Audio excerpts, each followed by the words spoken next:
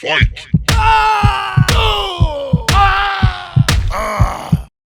Clash of Champs. Download free.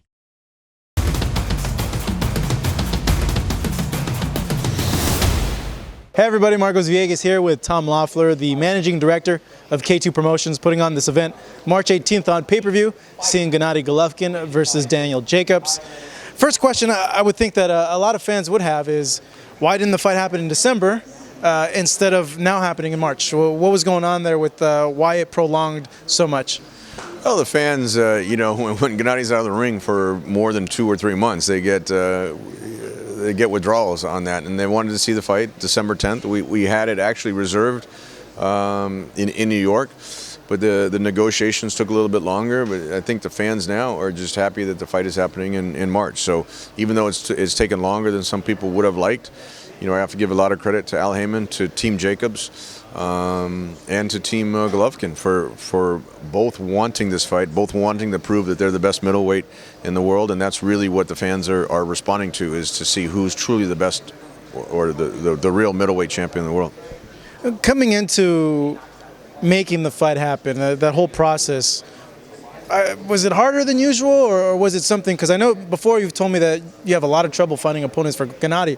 So initially, was there any resistance on there, or was the team on that end like, hey, let's do it, but we just got to make sure the money's right? Yeah, there wasn't resistance if they wanted the fight. The only challenge we're working out were the financial details, and with March, I think it's a much better date. Now we can have Chocolatito as the co-feature, which in December that wouldn't have worked because Chocolatito had just fought Quadras in September. So there's a lot of different elements to the promotion now on March 18th, and I think overall it's become a much bigger show. So to wait, 3 months to have a much bigger show, it's sometimes you have to go through that, but I think at the end of the day, the fans are going to be the fans either in attendance or the ones that buy the pay-per-view are going to get a lot of value for watching the show, and they're really the winners for this event. There was a lot of pay-per-views last year. A lot of numbers weren't up to, I guess, a lot of expectations of what people had. What are your expectations for this fight? It's number 1 against number 2, so there in itself, it's a good proposition for fans. But what are you guys expecting when comparing it to the other pay-per-views that are happening this year as well? Well, the main focus, Marcos, with this show is we're trying to put on the best product, the best entertainment value, for what the fans are paying for the tickets or for the pay-per-view. When you have 2 champions like Danny Jacobs and Gennady Golovkin, when you have Chocolatito Gonzalez fighting Sisterket from Thailand, it's a very difficult fight. It's a WBC mandatory. When you have those type of matchups, that's what the fans respond to, and I think it's just a matter of putting on quality entertainment and also having the fighters committed to marketing the fight. There's a lot of promotions that I saw that weren't really, didn't have the commitment from both sides as far as promoting the fight. And you see with Danny and Gennady, I mean, everyone looks tired because we just flew in from New York last night. We had a tremendous response in New York at Madison Square Garden when we announced the fight.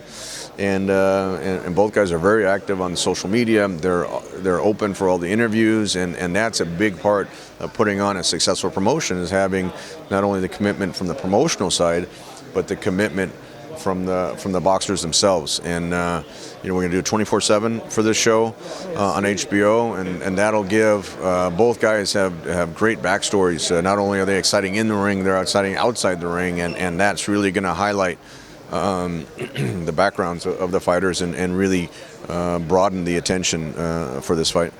You mentioned being tired and traveling from New York over here to California. It's going to be times 10 if this Canelo fight happens. Give me an update, whatever you can tell us about what's going on with that, and is it still on track for September? Well, just so there's no just to be clear, nobody's overlooking Danny Jacobs. Gennady is 100% focused. I can see how motivated he is because he can see the challenge from Danny Jacobs. He sees Danny's very confident.